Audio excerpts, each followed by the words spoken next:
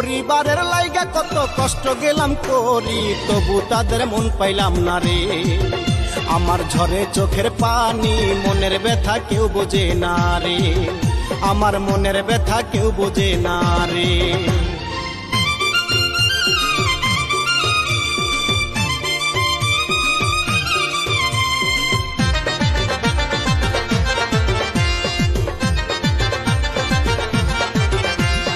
ঈদাসিলে প্রবাসীদের কত জ্বালা বারে, পরিবারের কথা ভাইবারে।